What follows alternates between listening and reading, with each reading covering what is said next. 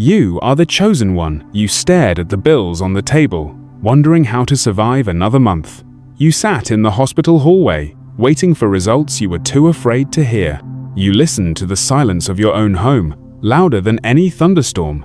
Yet in the middle of that night, while everything whispered defeat, heaven was already writing your dawn. This loneliness, this aching solitude, is not punishment. It is not rejection. It is preparation. The chosen ones are not ordinary. Their journey cannot be ordinary. When Joseph sat forgotten in a prison cell, it was not the end. It was the hallway to the palace. When David was rejected by his own brothers, it was not dismissal. It was the setup for a crown. Your solitude is a sanctuary. It guards your energy when the world keeps demanding from you. People come with their burdens, their fears, their endless requests. They take, and you retreat because your soul cannot survive on empty. And in that retreat, heaven whispers, "You are not weak, you are wise." But solitude is also fire. You walk into a room and the atmosphere changes. People feel the weight of your presence. Your light is too sharp, too clear, and it intimidates. They admire you from afar, but they hesitate to step close. You stand like a lighthouse shining, immovable, necessary, but solitary against the storm. And yet, this distance is not a wall against your destiny. It is a shield until your destiny is ready. Like Esther hidden before her royal moment, your hiddenness is holy. You are not unseen. You are preserved. Your depth often feels misunderstood. You speak of visions, and they only nod politely. You carry wisdom, but few can swim in its waters. You look for conversations that touch eternity, but most stay shallow. That misunderstanding is not your curse. It is your compass. It keeps you walking toward the ones who can meet you at your depth, the ones heaven is aligning for you. So yes, you feel alone. Yes, the room often grows quiet when you enter. Yes, the weight of your insight makes you wander like a traveler few can follow.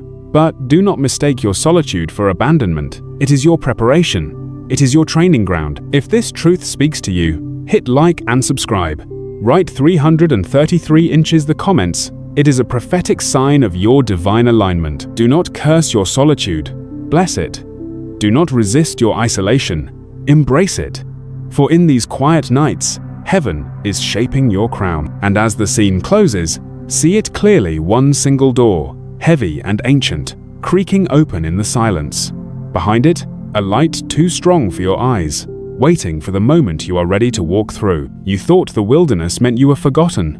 You thought silence meant heaven had closed its ear. But let me tell you, the wilderness is not punishment. It is the classroom of the chosen ones. You sit at your table. The bills spread like enemies before you. You hear the echo of unanswered calls, the rejection letters, the silence after you poured out your best. And you wonder, where is God in this? But the wilderness is where manna first fell. The wilderness is where water burst from the rock. The wilderness is where strength is born. Like Israel wandering 40 years, you have felt the dryness. Like Job stripped of everything, you have felt the breaking. And yet, the wilderness is not a graveyard, it is a training ground. What looks like isolation is divine construction. What feels like loss is holy preparation. You faced the giant of lack, the overdue notice, the empty fridge, the unexpected expense. You faced the giant of sickness, the diagnosis that shook your knees, the fear in the waiting room. You faced the giant of broken relationships, the silence of a partner who no longer speaks your language, the betrayal of a friend who walked away. Each giant laughed at you. Each giant whispered, "You will not make it." But giants only appear on the road to promise. David never met Goliath until he carried anointing. You too are carrying something giants fear. In the wilderness, you feel misunderstood. They say you are too intense, too much, too different. They cannot handle the fire in your eyes or the certainty in your voice. They pull away and you are left alone. But hear this. Even Jesus was led into the wilderness, away from the crowd, before his ministry erupted. You are not being punished. You are being prepared. Your solitude is holy soil. It is where your spirit learns to hear whispers that others miss. It is where your heart learns to stand even when surrounded by silence. It is where your soul finds out it is stronger than it thought. If this truth speaks to you, hit like and subscribe. Write 333 inches the comments. It is a prophetic sign of your divine alignment. Do not despise the desert. It is the proving ground of destiny. Do not curse the silence. It is the stage where your voice will grow. The wilderness is not endless. It is timed. It is not punishment. It is prophecy. And as this chapter closes, hold this vision on the horizon of your desert. A river begins to break the ground. The dry earth splits, and water floods where there was only dust. You have walked long in shadows. You have fought battles nobody saw, and sometimes you wondered if the fight would ever end. But hear me, the chosen ones do not fall before the fight. They rise because of it. You stood at the counter with a card that kept declining. You sat in the doctor's office, trying to understand words that sounded like a sentence.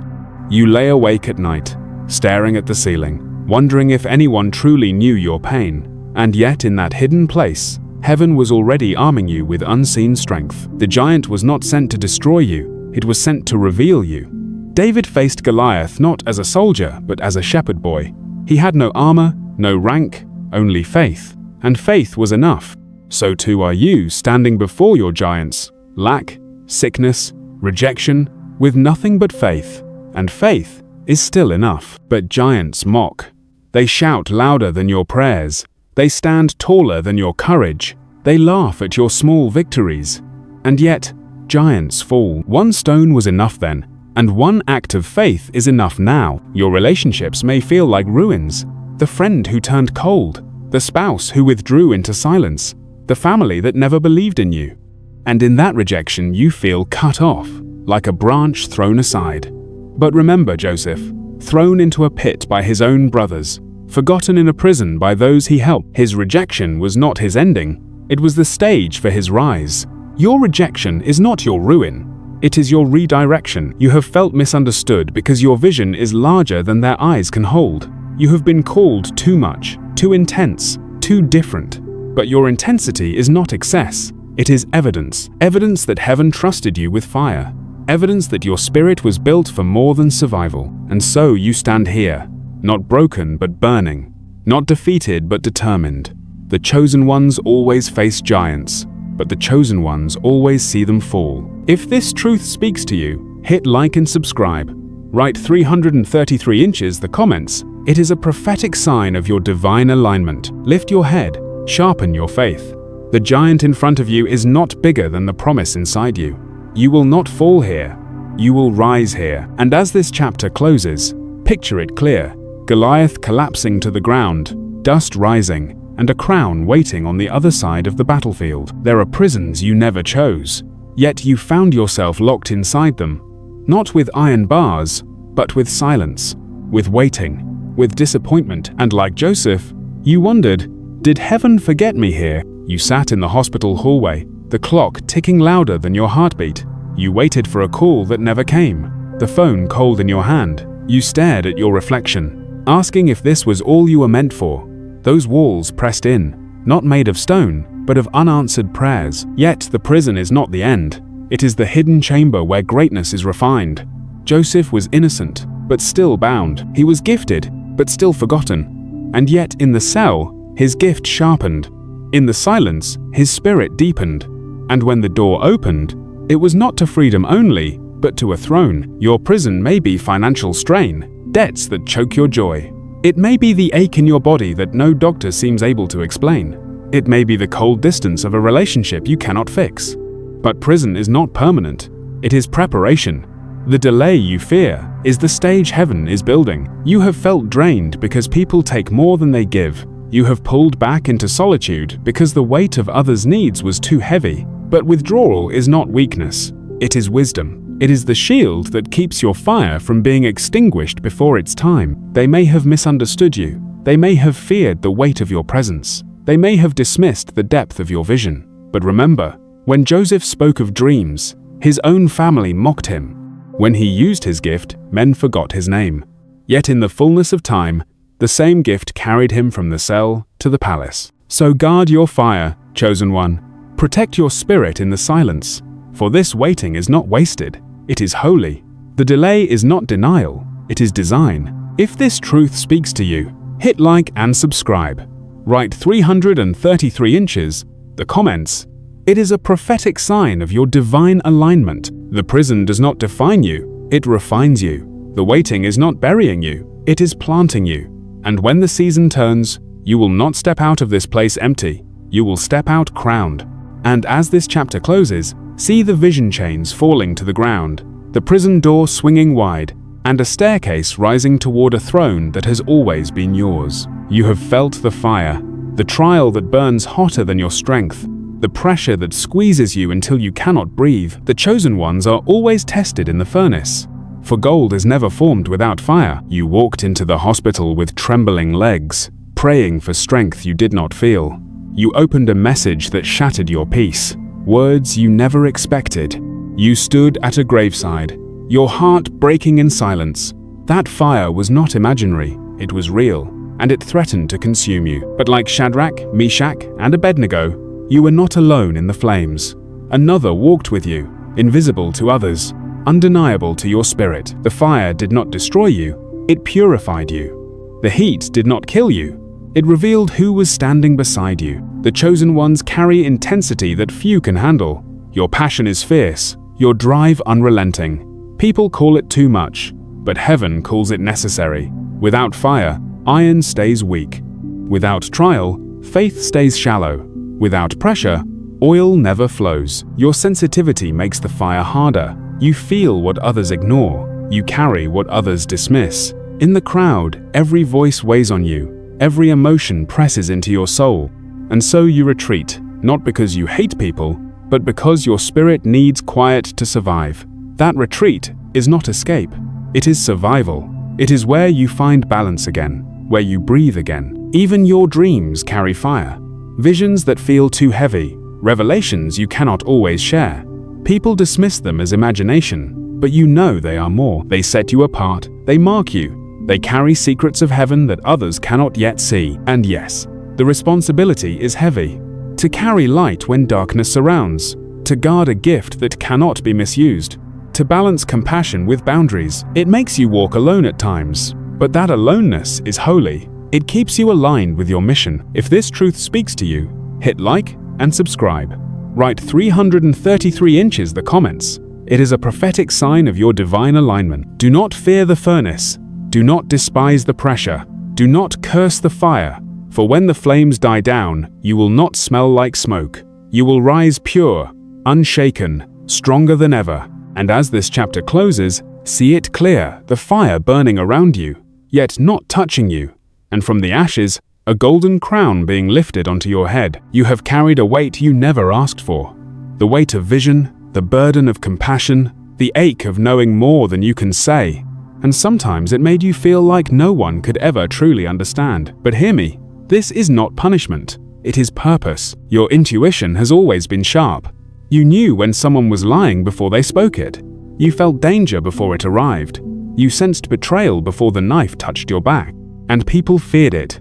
They pulled away. They called you strange, too intense, too different. But intuition is not a curse. It is a compass. It is heaven's voice whispered into your spirit. Your compassion runs deep.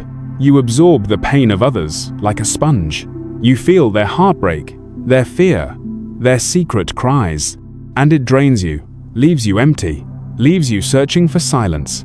That silence is where you recover, where your heart heals, where your soul remembers its own rhythm. Without solitude, you would drown under the weight of the world. With solitude, you rise above it. And yes, there is loneliness, spiritual loneliness, the ache of seeing what others cannot see, the frustration of speaking truths others dismiss, the heaviness of carrying dreams others laugh at. But that loneliness is not rejection, it is refinement. It is what sets you apart for a higher mission. Like Elijah under the tree, you wanted to give up. Like Jeremiah, you felt the fire shut up in your bones, too heavy to hold. Like Esther, you wondered if this position, this season, this burden was too much. But hear me, you were born for such a time as this. The 10 reasons for your solitude are not chains, they are signs. They mark you as chosen. They prove you are trusted. They declare you are set apart. Your loneliness is not the end, it is the doorway. And through it you will step into connections deeper than you dreamed. Relationships aligned with your destiny. companions who see the same light you carry. If this truth speaks to you, hit like and subscribe. Write 333 inches. The comments, it is a prophetic sign of your divine alignment, so embrace the solitude, bless the silence, cherish the isolation. For it is not burying you, it is birthing you. It is not breaking you, it is building you. It is not hiding you, it is preparing you. And as this story closes, hold the final vision on a high mountain, the crown placed on your head, the doors of destiny opening wide, and the world waiting for the brilliance only you can release.